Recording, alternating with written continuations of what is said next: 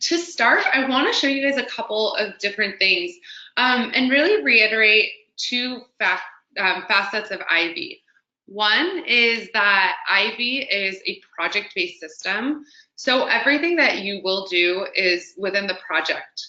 But I like to think about Ivy as project versus global. So there's things that you can do on a global function, which means that it will affect your entire account. And then there's specific project settings that will affect your project level. So of course you can set defaults for your entire company and then narrow it down and set something specifically for an individual project. So I'm going to start with the global. I think big picture. And what does global mean to me? Global for sure means to me this dashboard. This is what you see when you first log into Ivy, and it gives you the bird's eye view of everything across all of your projects. So you'll see over here the project revenue breakdown across all the projects that are active, the hours billed, the markup revenue, anything that is due, again, across all of your projects. You'll see I have 2 different projects listed here, for example. But I want to show you a separate part of global settings that I think about. And so the first thing I'm going to do is click on the top right-hand corner over here where the initials FS are. And this is where a drop-down menu comes about. And I think that this is one of the most overlooked parts of Ivy, actually. So let me just go through the steps over here. This is kind of a wealth of information for you, just in this drop-down menu. First of all, this is where you can access my account if you ever need to make any edits, and we're going to get into that in just a moment. If you don't have the product clipper downloaded or Ivy Clipper, you could download it directly from here. This will guide you to the Google Chrome extension shop. Community, if you're not a part of our Facebook group, why not? Please join our community. It's amazing. You can access it directly from this drop-down menu. Industry webinars, my colleagues Tara and Ellie every Wednesday put together an amazing brand webinar, and you can find all of these right over here. And topics range from, we just had one about sourcing. We also had one about pitching projects. Amazing stuff right over here. Ivy training, this is my domain. You can see all of the past webinars that I've hosted right here. And last but not least, client packet inspiration. Some amazing members of our community have been generous enough to share these welcome packets with our community. And the whole point here is not just a knowledge exchange, but really helping to you not needing to recreate the wheel. You'll see over here, there's about 20 firms that have shared their welcome packets with our community. You can take a look, get inspiration, see what they do, see what you want to include in your own. So all of this is accessible just from this little drop-down menu, which you might have overlooked. So again, this is all about things that you might not be taking advantage of. So with that, I'm going to go into my account, going back to global settings here. And this settings tab over here is only accessible if you are the administrator on your account. And this is specifically because there are settings here that will affect, as it sounds, your entire account. So this is something that only the account administrator can access. So over here, you'll see at the top some default settings as it pertains to project memos and project emails. And part of what Ivy's goal is to help you streamline and reduce that administrative work. And when I think about administrative work, I think about the incessant need to type things out all the time, the same thing over and over. And this is where you can save a lot of that time on the admin. So you have default memos that can appear on your proposals, your invoices, and your purchase orders. And I've seen this range from anything from full-on terms and conditions all the way to a little snippet like, please confirm you've received my proposal. You can click approve, to instructions, to mailing address, if you, whatever it is that you don't want to repeatedly say over and over. And so you can set defaults across the entire company over here. And I want to point out, because we are going to be talking about global versus project settings, this is the global, this is across the entire account. You can set these defaults on a project level basis. So if you have specific terms with a client, or if you are collecting online payment versus not collecting online payment and you want to include those instructions on a specific project, I will show you where to do that. But this is across all of your projects. And I mentioned that what we're going to cover is also magical buttons, as I call them. One of the things that I just want to point out, because it's here, is this little, I know it's hard to see, so let me zoom in, but it's these two little dashes over here. And these dashes basically allow you to expand the box so you could see the bigger picture. So if you do have your terms and conditions and they are a page long, instead of having to scroll through this little box over and over, you can simply expand this to be as big as you need to. So whenever you see those two little dashes, it means pull down, get the bigger box. Okay. So those were for memos, and the same principle applies for emails. You can set default emails to send with your proposals, your invoices, your retainers, and your purchase orders. And this is really important because if you are taking payment on a proposal, or if you're only taking approval on a proposal, if you expect a 50% deposit, and then you can include all of those specifics across the company right over here. Okay. And there's little shortcuts. If you include the name tag like that, it will say that the full name of your client, and then the designer tag will say your name. Okay, going down a little bit, project settings. So this means, and this is something that I've gone into in previous sessions. It's actually a feature that we just released about a month ago, is progressive invoicing. And progressive invoicing is amazing, and I can send you as much information on it as you need, but you can set default settings for your account so that invoices can be, so that proposals can be progressively invoiced. Meaning, if you are collecting payment for one item at a time, or if you are invoicing one item at a time from your proposal, you can set that function on. So all you need to do is select yes to allow progressive invoicing. When invoicing a proposal, it will allow you to select specific items. By default, you are automatically set to not have that function enabled. Okay, going through these global settings, things you may not know what they mean. Email settings.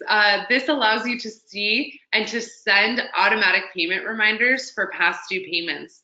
Every single item, every single document that you send out via Ivy has a due date, and you can set a friendly payment reminder for those past due documents. So you can set those to be immediately after the due date, 2 weeks, 1 month after the due date, or never. And set the period for which they are set. So it's a really friendly nudge. It's just a reminder. It says invoice 10111 is due, and it will send it every other day for that given period of time. Okay. And last thing, while we're on the topic of settings, is custom field settings. What does that mean? This is where you can add 5 custom columns to your project tracker. So if you are creating, or if you need to track whether an item has a CFA, if you want to include the tracking number, if there's any notes or something specific to your firm that you want to include in the project tracker, you can set those 5 custom columns right over here. All you need to do is click add a custom field, enter the information, and when you're done, you can simply delete it. So this is the global settings. This is what I wanted to go into. I wanted to just go through every single part because I think it's super relevant, and always make sure to click save. But it sounds like, Ellie, that we have a question. So let me take a look right over here. Which question? All of them? Okay, so I see a couple of questions over here. Emily, how do I turn off emails from being sent every time an invoice gets paid or open? That's something that your dedicated account manager can do. you can simply email them, let them know that you don't want to receive those payments and or those payment emails, and they will disable those emails from being sent to you and anybody else on your staff who you do not want those payments to be or those emails to be sent to. So that's definitely something we could do on the back end, but just note that it will disable all emails from IB, from the IB system. Emily's asking, where do you set up a retainer memo? Actually, there are no retainer memos. It's only proposal, invoices, and purchase orders. The retainer memo itself is essentially the description of the retainer. So the retainer is a super simplistic, you enter the description and then you send it off. It's honestly, I think it's assumed that whatever description or you've had some sort of discussion with your client in regards to collecting a retainer. So that's where that one is set up. And then Stephanie's asking, is there a way to keep the proposal total out of the letter body?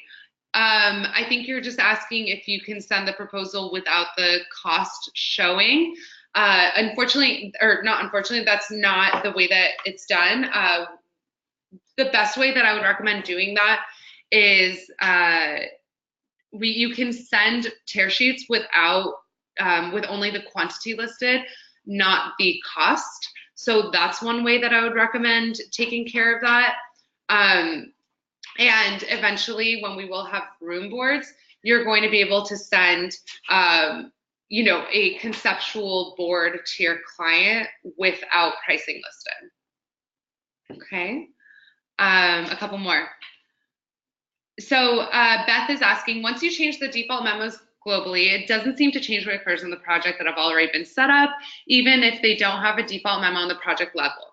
So yes, Beth, that's exactly it. And I was about to get into that when going into the project settings, but the project settings override the global settings. So essentially, when you have a project created, it's assumed that whatever is in that project, we don't want to touch it. We don't want to affect it if it's already ongoing, if you have those terms set up.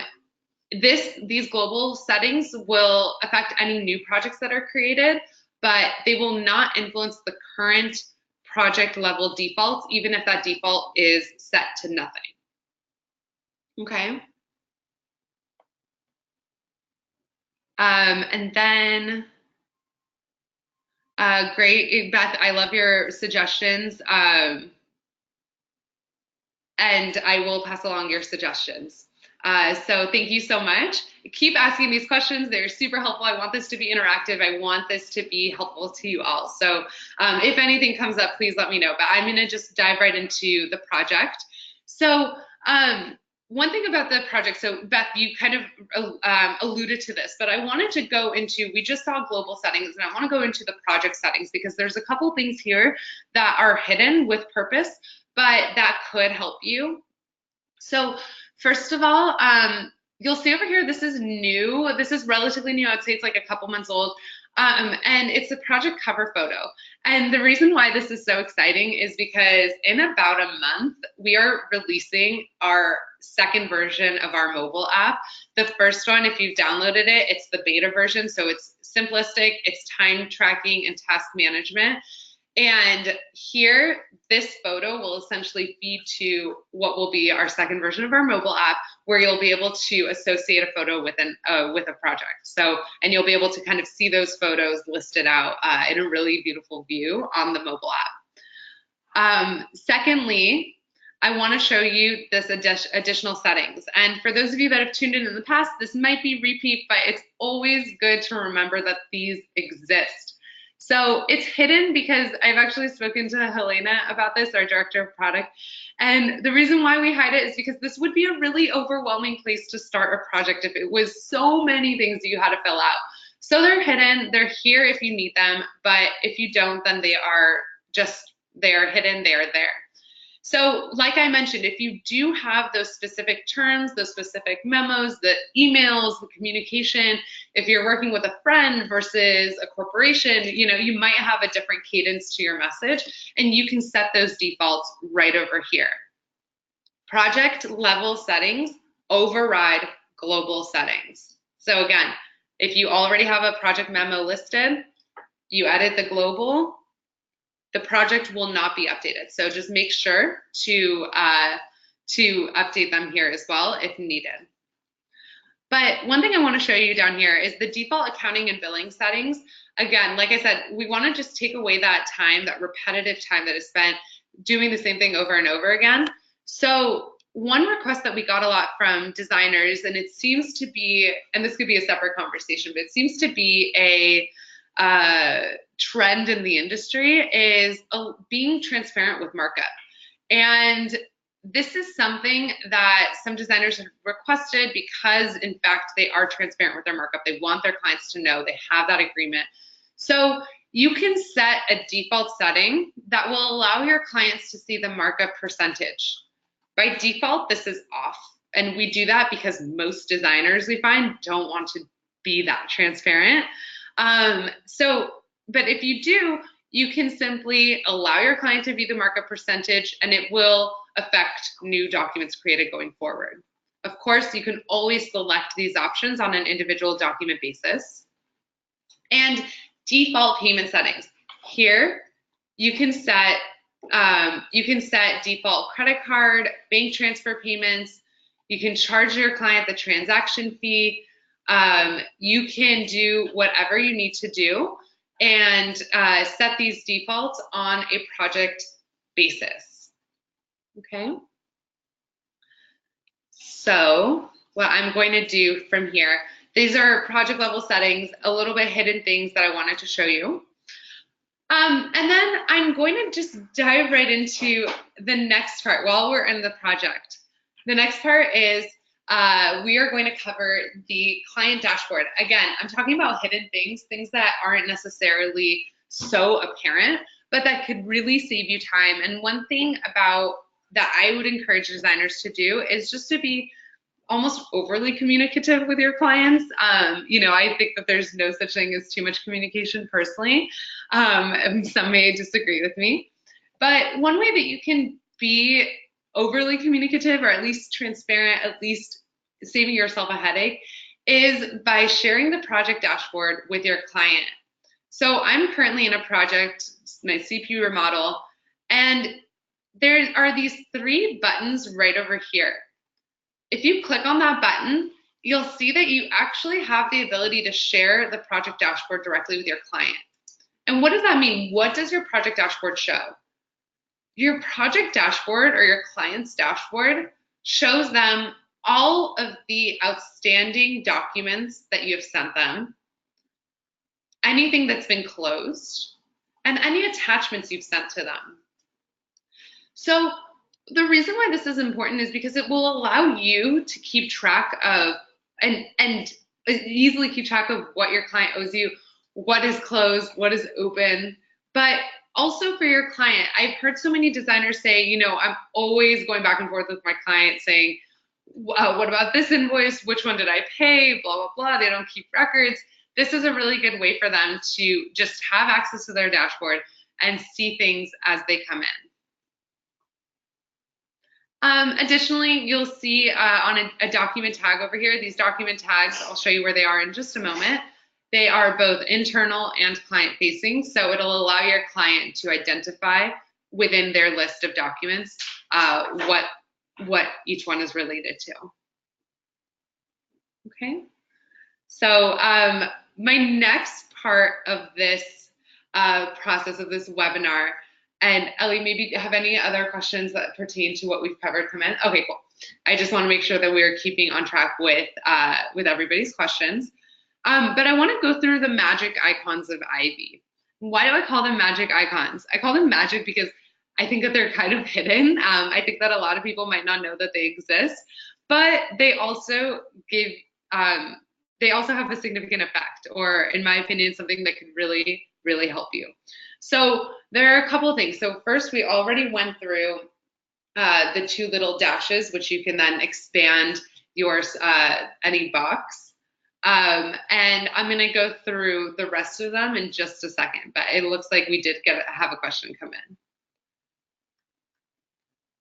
which I'm not seeing. So I see that we have a question from Beth, and she was wondering why sometimes retainers might show up on the client dashboard. Retainers do show up on the client dashboard. Sivan will show you why they might not be showing up. Why they might not be. Yes. Okay. So thank you, Ellie, for the question. I didn't see that one. So Beth, yes, retainers, anything that you publish or that you send to your client will show up on the client dashboard. So what that means is publishing an item doesn't mean that you need to send an item to your client. But publishing an item means that you are putting something directly onto your client's dashboard without emailing it to them. And the reason why this is important is because there are some clients who don't want constant emails every single time a proposal is published, every single time an email or an invoice is created. They just want that one email in the beginning. They will make a habit of checking their client dashboard, and they will be able to see exactly what is owed, exactly what you are sending to them, essentially. So what I'm going to do is simply show you right over here how to publish a document and then talk about retainers. So a retainer would only appear on your client dashboard if it was published to it. And the way that it's published is by sending it. You have to send the retainer in order for it to appear on your client dashboard. Sometimes a designer will say, I got a $50,000 check for my client. What do I do with it? That's where I would say your client already paid you. You don't need to create that. You don't need to send them the retainer request.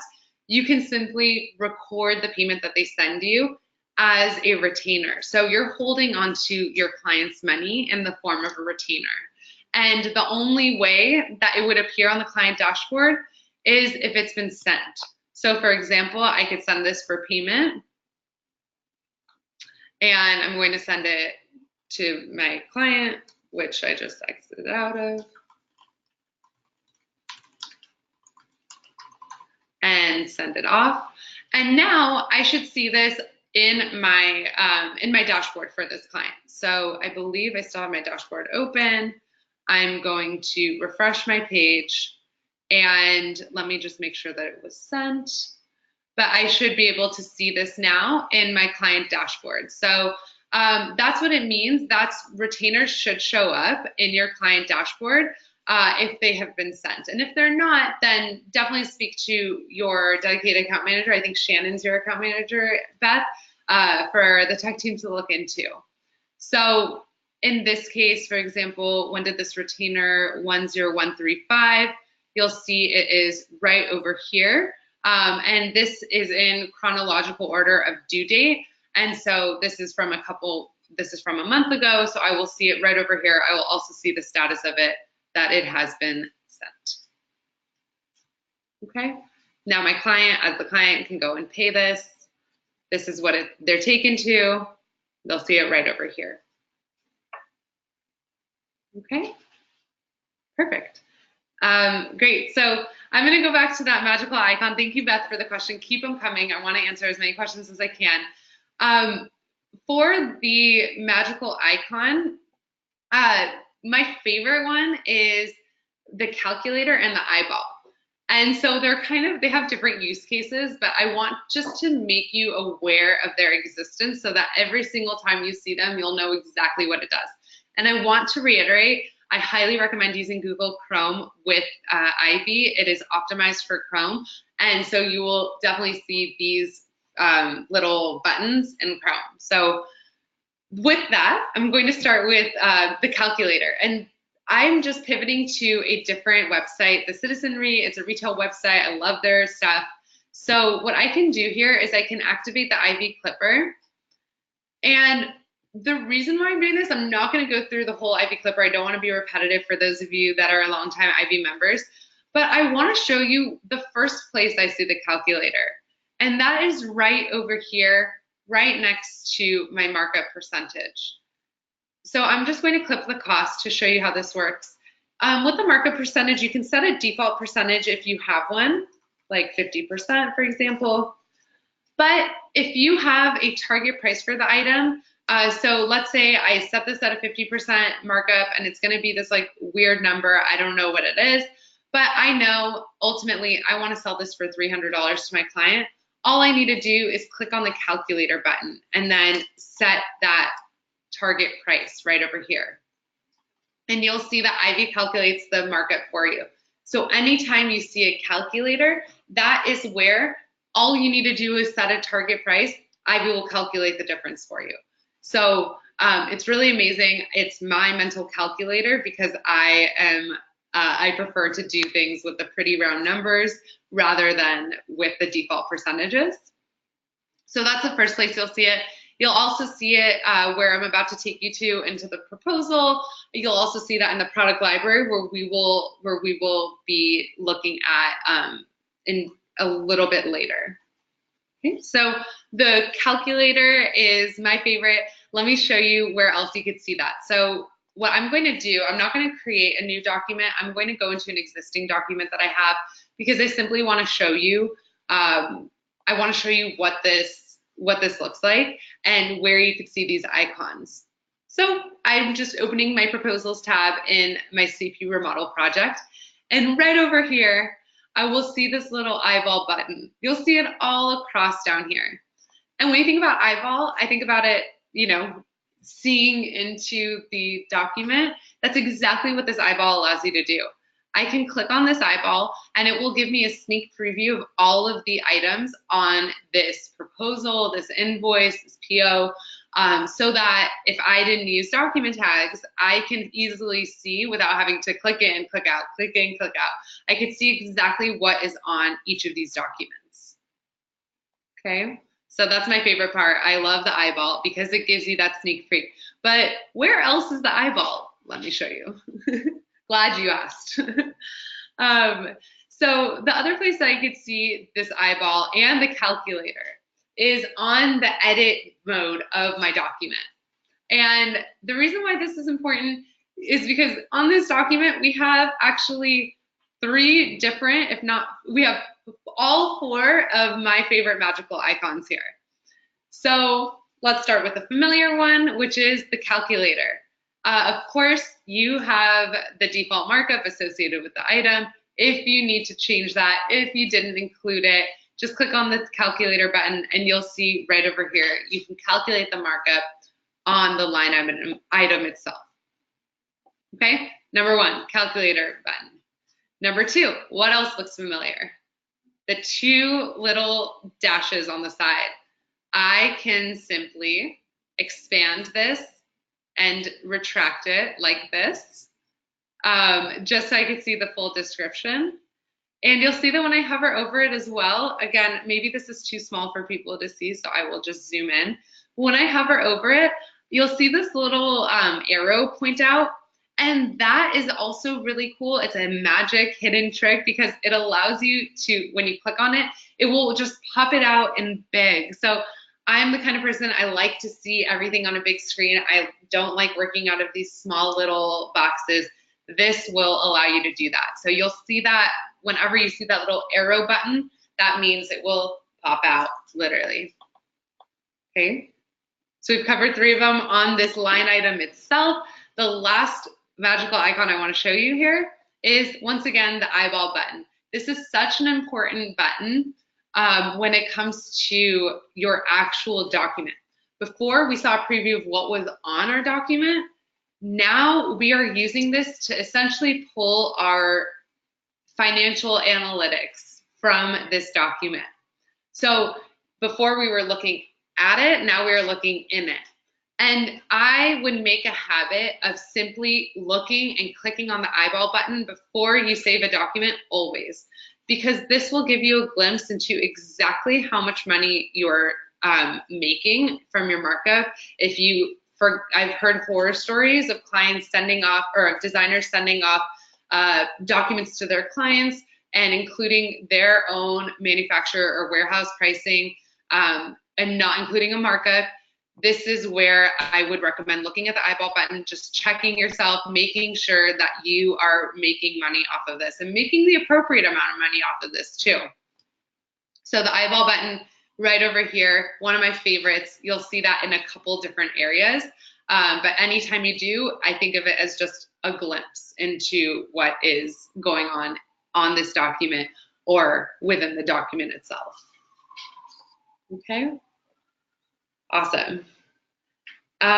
Any questions that we should review? Okay, cool. Let me go ahead and take a look.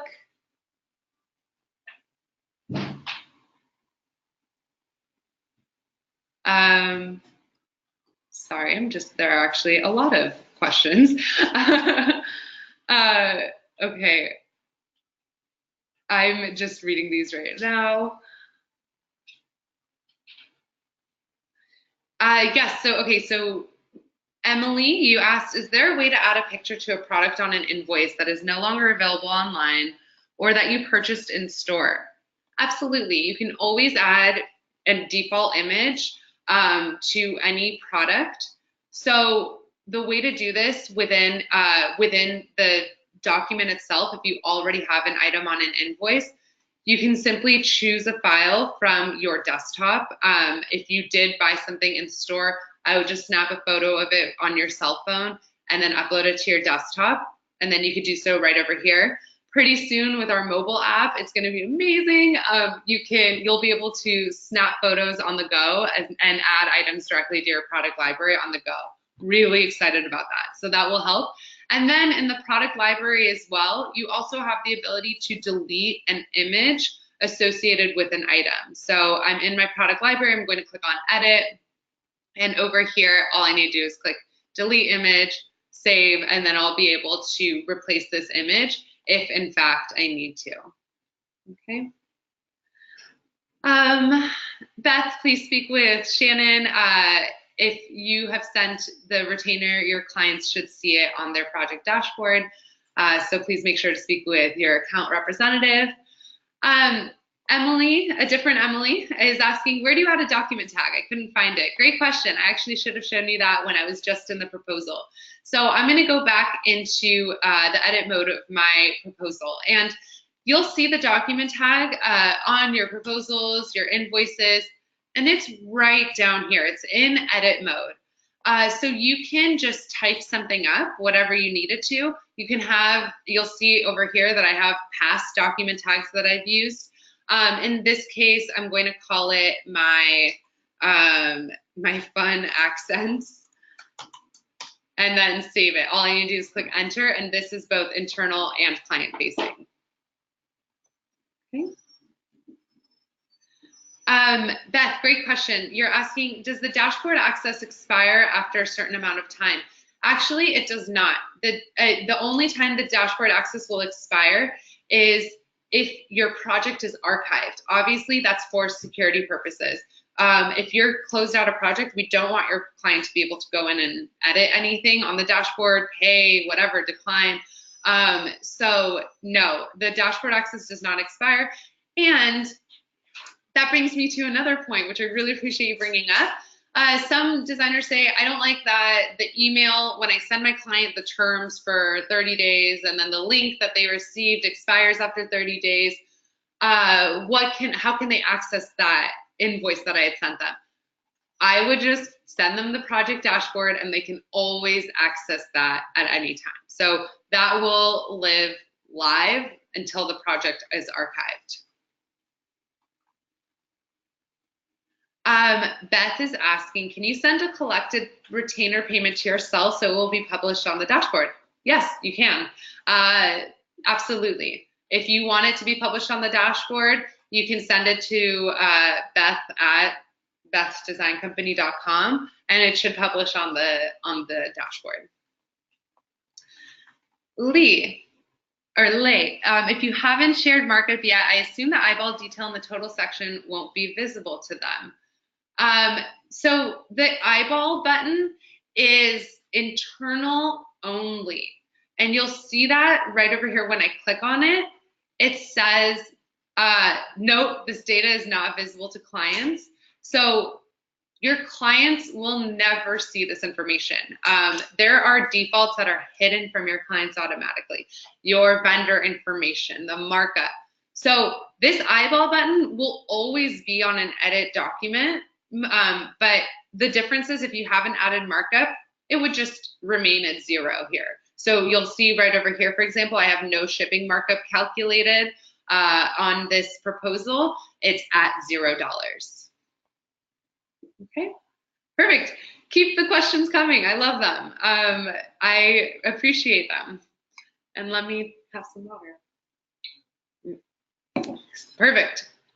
Okay, so the last thing I want to get into when we're talking about still hidden functions is the product library flow to the project tracker. Oh, before I get to that, I forgot one more thing while we're on documents over here.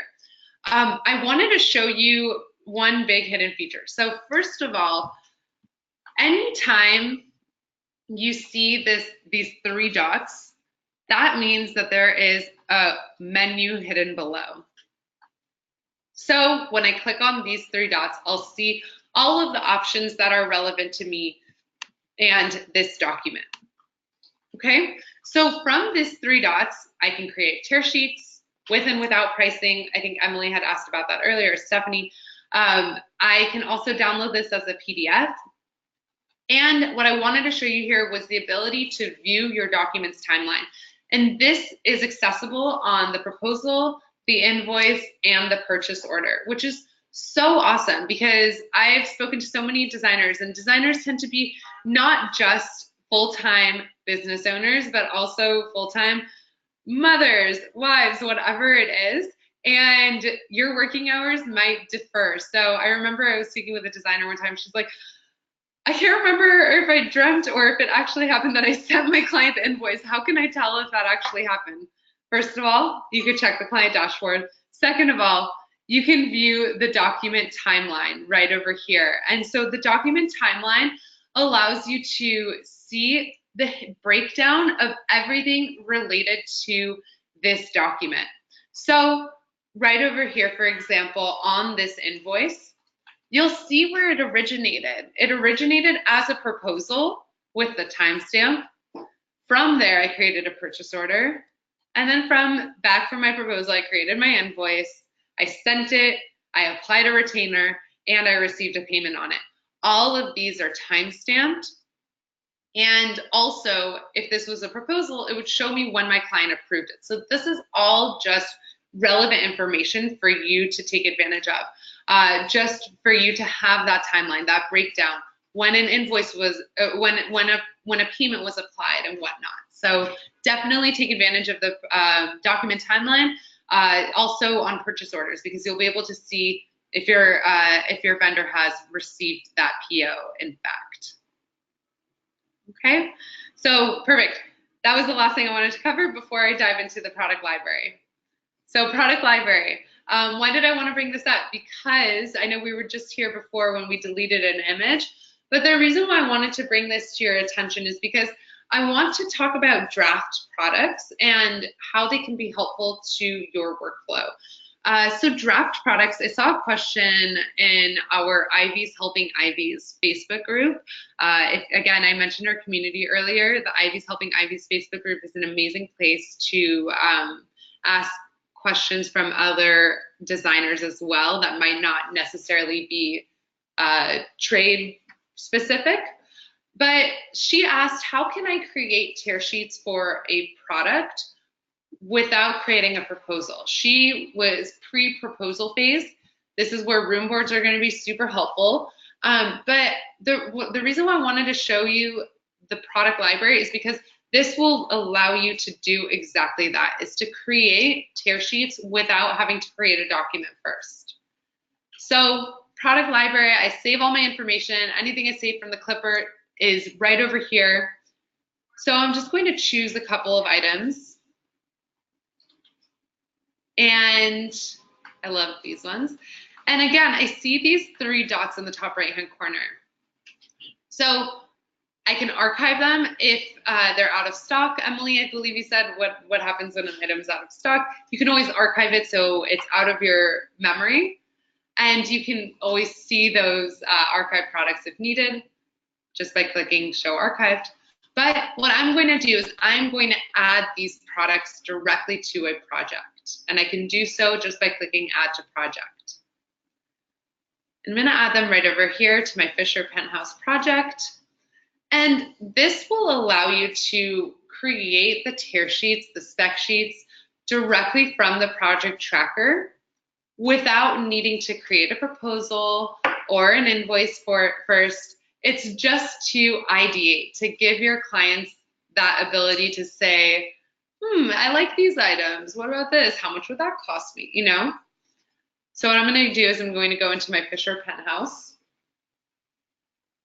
click on the Project Tracker tab.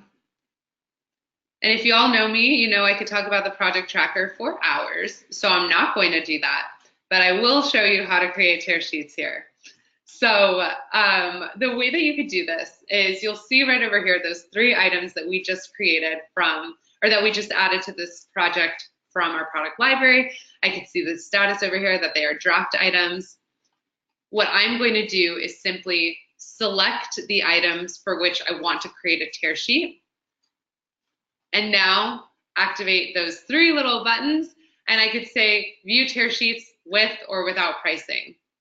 So if it's just that conceptual, getting a feel for your client's style, showing them some ideas before you go into the proposal phase, this is a really great way to do so. It's branded to your firm and to the client itself, the project. And in this case, I did it without pricing, so you could see that it just shows the quantity and all the relevant details. Okay, so you could download this as a PDF, print it out, bring it with you. Oops. Okay, a couple other quick factoids from this item. So first of all, while I have items selected over here, these are draft items. What I can do is I can delete these items because they are drafts, because they don't yet exist on a document.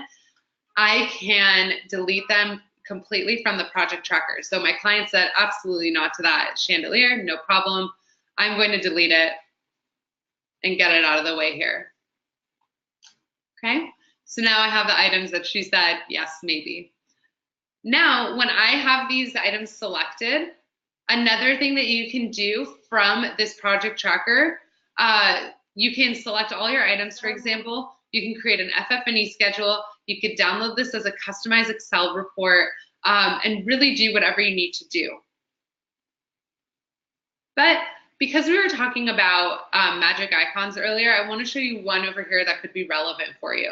Actually, 2. So one is this little T column button. If you didn't know any better, you might think that it was just, I don't know, decorative. But what this will allow you to do is filter through your individual columns so that you can work through this. At the end of a project, you might have a big project tracker. You can really manipulate this with the filter. So you can see so specifically items, for example, for the citizenry. And in this case, I don't have many items. I only have 2.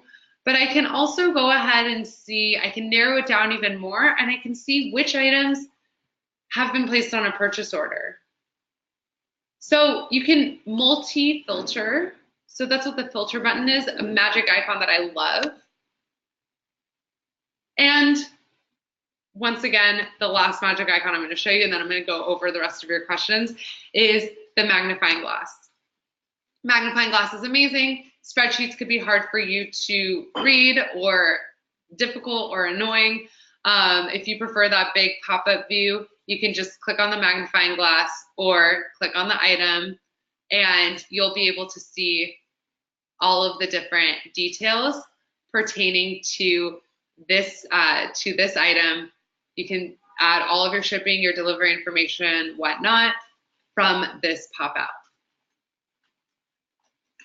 Okay, so I know that was a lot of information. I hope it was relevant, and I hope that it was informative for you all. But what I'd love to spend some time doing right now is going through any other questions that have come in. Now is your time. I'm happy to answer anything. If I don't get to anything, please reach out to your dedicated account manager. Take advantage of that one-on-one support that you have and schedule a support call with them, whatever you need to do. We want to make sure that you are equipped to use Ivy and make the most out of it, and hopefully feel that that it can really alleviate a lot of your administrative work and make your life that much easier. Okay. Oh my gosh, Kim, Kim, you're like my biggest fan, and I appreciate you so much. She just wrote "You rock" as the photo. Thank you, or as the question. Jay, hi Sivan, how do you send tear sheets? I'm having difficulty doing so. Thanks for the question, Jay. So a couple of different ways you could do this. First of all, you can download these because they are PDFs. I'm just going to download them. So from here, you can send them off by email, or if you have, or you can print them out. But my suggestion would be, if you want to send the tear sheets to your client, whenever you send a proposal to, or a document to your client, proposal or invoice, you can include attachments here. So what I'm going to do is simply add an attachment and add my tear sheets. So now when I send this off to my client, I'll show you what it looks like on their end. They're going to see right over here the attachment section on their right-hand side. They can download it. It will open it up in a new tab for them. But one important thing to remember as well, I'm going to just bounce back to a different proposal here, which has images on it, is that they have the ability to click on the items on their proposal here, or on their invoice on the Ivy portal.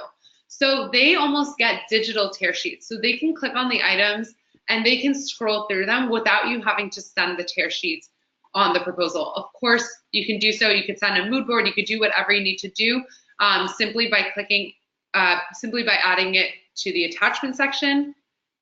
When I go back to the project dashboard over here, I'll see that all of the items that I've published to the dashboard, all the attachments will live right over here on the attachment section. So your client can access them at any time as well. Okay, perfect. Thanks, Jay.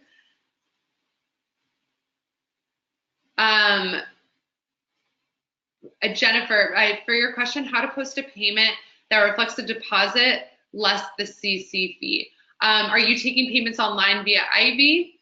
And that's my first question.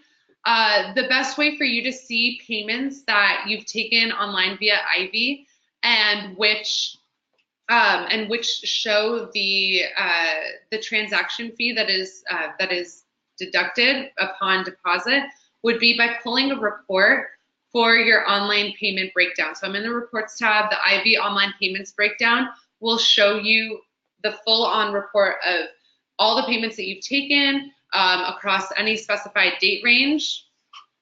And it will also break down the total payment received and then the transaction fee and whether it was paid by the client or withdrawn or deducted from your final payout. So that's the best way to see that and to reconcile your statement. Jennifer also is asking, is Ivy's Helping Ivy's Facebook group the same as the Ivy Designer Network Facebook group? It is not. It is the sister page to the Ivy Designer Network Facebook group. And that's a place, so the Ivy Designer Network is, what's the word I'm looking for? It is moderated, I guess, where you have to request to post items, to post listings or whatever it is. In the Ivy Designer Network, the Ivy's Helping Ivy's is unmoderated. That is a place for our community to speak with each other and ask each other questions. It could be, how do you do this on Ivy, or how would you handle this situation? That is unmoderated, but it is open still only to Ivy members. Okay, so the Ivy Designer Network, as Tara is reminding me, is more business oriented. It's more trade, any questions, industry, product, best practices in your business, whereas Ivy's Helping Ivy's is related to not just Ivy itself, but you'll see. I could send you a link to that as well. Perfect.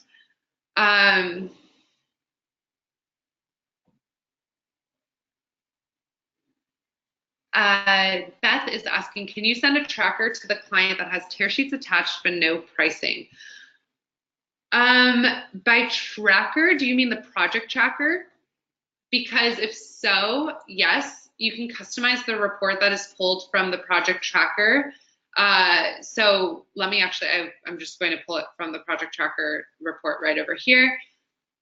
When I go to create this report for one project, for example, you'll see this pop-up come out. And here I can take off all the pricing information so that it's not going to show up for my client. So that's one thing that you can do. The alternative would actually be for you to send an FF&E schedule. The FF&E schedule, because it's a receiver schedule, will not have pricing on it. It will only show dates. It will show the title. It may show the vendor. Let me just see right over here. I can click on FF&E schedule. You can select whether it shows the vendor or not, and you'll see there's no pricing here. And that will be inclusive of images, and it will be in PDF format. I hope that helped. Emily is asking, what if we take payment via Zelly? Should we record that as a wire payment? I don't know what Zelly is, but if you're taking payment offline, you should record that payment, whatever makes most sense for you. If that was an ACH payment, record it as a payment. I would recommend taking payment online via Ivy. Of course, I'm biased. But yes, you would just simply record whatever payment method you received offline, whether that was check, cash, the dream, or wire transfer in this case. Okay, perfect. So I think that's all the questions, and I can't believe it's been an hour. My time has flown by. I hope yours has as well. I really appreciate you guys spending time with me today on this autumnal Friday, this new autumn Friday. If you have any questions, I will be sending this recording out after it airs. And I will also host a webinar next Friday. The topic is still TBD. I'm always open to suggestions. Would love to hear from you all. If there is something in particular that you want me to cover, I am all ears. Please let me know what would be more helpful for you. So I am so looking forward to speaking with you all again soon. I hope you have a great weekend, and we'll take care. Talk soon.